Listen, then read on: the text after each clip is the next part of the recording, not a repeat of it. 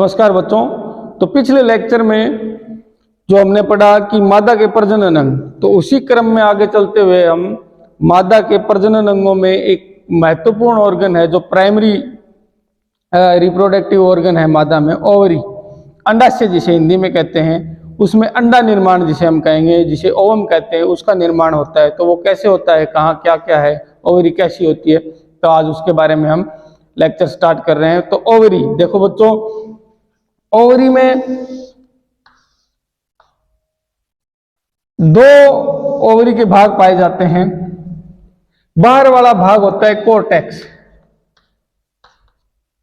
बाहर वाले भाग को, ओवरी के बाहरी जो भाग है, जैसे ये ओवरी है, इसके जो बाहरी भाग है बच्चों, इसको हम कहेंगे कोर्टेक्स, या एक और नाम भी देते हैं इसको, स्टोरमा। स्टोरमा भी इसको कहा जाता है। ठीक है। अब इसके जो बीच वाला भाग है उसको कहते हैं मेडुला।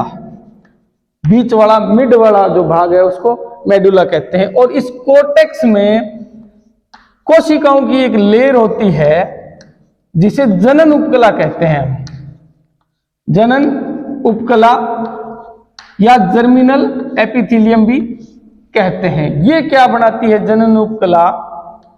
ये बनाती है जो हिंदी में जिसे हम पुटक कहते हैं और इंग्लिश में जिसे हम फॉलिकल कहते हैं। क्या कहते हैं? फॉलिकल कहते हैं। और फॉलिकल बनेगा, जब फॉलिकल का विकास होगा तो फॉलिकल में क्या बनेगा बच्चों? आगे जाके एग का निर्माण होगा, ओवम का निर्माण होगा।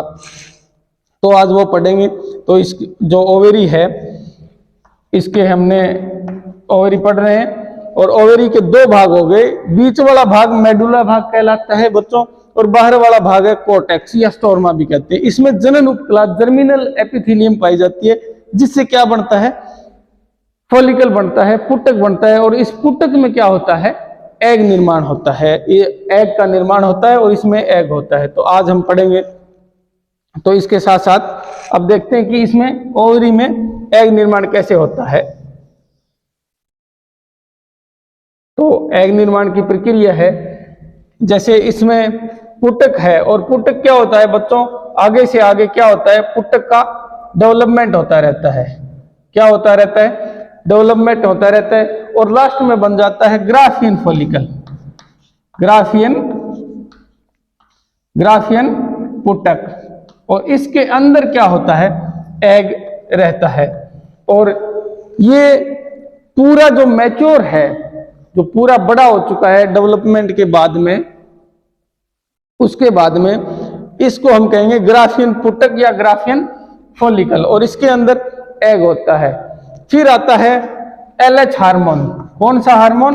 LH, ल्यूटिनाइजिंग हार्मोन आता है। और वो ल्यूटिनाइजिंग हार्मोन आके इस पुटक को क्या कर देता है? रैप्चर कर देता है, फोड़ देता है। क्या कर देता है बच्चों? पुटक को फोड़ देता है। और LH हार्मोन के प्रभाव में पुटक आके क्या हो जाता है? फूट जाता है, रैप्चर हो जाता है। और रैप्चर होने के बाद में ये एग है वो रिलीज हो जाता है बाहर। और जो बाकी बची स्ट्रक्चर है वो क्या बन जाती है? वो बन जाती है कार्पस ल्यूटियम। क्या बन जाती है? Corpus luteum. ये स्ट्रक्चर है वो क्या कहलाएगी? अब कार्पस ल्यूटियम। और ये बाहर क्या निकाल दिया है हमने? जैसे रो भाषा में, अपने कच्ची भाषा में कहे तो एग, या इसको कहेंगे ओवम। और ये क्या है? एग है, ओवम है, जो किससे रिलीज होता है? ग्राफियन फॉलिकल, जो पूरी तरीके से मैच्योर हो जाता है, बड़ा हो जाता है, उससे निकलता है। और ये LH हार्मोन की वजह से ये ग्राफियन फॉलिकल है वो रैप्चर हो जाता है, टूट जाता है, और इससे अंडा ओवरी से बाहर रिलीज हो जाता है। और यहीं से जो अपन ने पिछले लेक्चर में ओविडक्ट पढ़ी थी, जो फैलोपियन ट्यूब जिसे कहते हैं, अंडवाहिनी पढ़ी थी, उसका इनफंडिबुलम पार्ट है, उसके होते हुए अंडा उसके अंदर आगे चला जाता है। जहाँ पे हमने एम्पुला पढ़ा था, एम्पुला में फर्टिलाइजेशन पढ़ा था। तो ये बच्चों ओवरी होती है। और ये कार्पस ल्यूटियम इसके बाद में बन जाती है। अब देखते हैं कि ओवरी के क्या क्या काम है।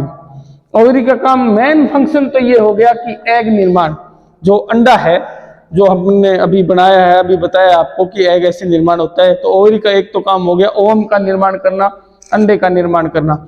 दूसरा, जैसे ये फॉलिकल है, ये जो फॉलिकल हैं ये बड़े हो रहे हैं, फॉलिकल क्या हो रहे हैं, बड़े हो रहे हैं, ये फॉलिकल है, ये जो इसका डेवलपमेंट हो रहा है, विकास हो रहा है, तो इस फॉलिकल से क्या निकलता है, हार्मोन निकलता है ईस्ट्रोजन। कौन सा हार्मोन निकलता है, ईस्ट्रोजन हार्मोन निकलता है, जो पशु को किस में लेके आता है, मध में लेके आता है, हीट में लेके आता है। किस में लेके आता है ये हार्मोन, पशु को मध में लेके आता है। तो ओवरी का ये भी एक काम हो गया कि ओवरी से ही, ओवरी के अंदर से ही जो फॉलिकल है उनसे ईस्ट्रोजन हार्मोन निकलता है, इसके कारण पशु मध में आता है। साथ में जो कार्पस ल्यूटियम जो अभी हमने बनाई है, जो कार्पस ल्यूटियम जो बनी है, जो ये कार्पस ल्यूटियम है, ये भी एक हार्मोन निकालती है, बहुत ही महत्वपूर्ण हार्मोन निकालती है, जिसे प्रोजेस्टेरोन कहते हैं। क्या कहते हैं बच्चों, प्रोजेस्टेरोन भी कहते हैं, प्रोजेस्टेरोन कहते हैं। और ये हार्मोन है वो गर्भावस्था को मेंटेन करने में, गर्भावस्था को बनाए रखने में, गर्भकाल को सुरक्षित बनाए रखने में काम करता है। तो ये ओवरी के काम हो गए। साथ में जैसे दो काम मेन हो गए, एक तो एग बनाना और दूसरे हार्मोन का सिक्रीशन करवाना, जिससे पशु मध में आए, और अगर उसके बाद में प्रेग्नेंट हो जाता है तो उस प्रेगनेंसी को मेंटेन करने के लिए भी ये ओवरी काम करती है। ये तो हो गई इसके बाहर वाले भाग के स्टोरमा के काम। जो अंदर मेडुला है, मेडुला में इसके लिए ब्लड सप्लाई रहती है और फाइब्रस कनेक्टिव टिश्यू रहते हैं। और जो ब्लड की सप्लाई है, तो ब्लड तो इसको चाहिए, क्योंकि ये जो फॉलिकल बना रही है, इनके लिए ऑक्सीजन, शुगर वगैरह जो जितनी भी काम की चीजें हैं वो इसके बीच वाले भाग से इसको मिलती रहती है। तो धन्यवाद बच्चों, बाकी का पढ़ेंगे हम नेक्स्ट लेक्चर में।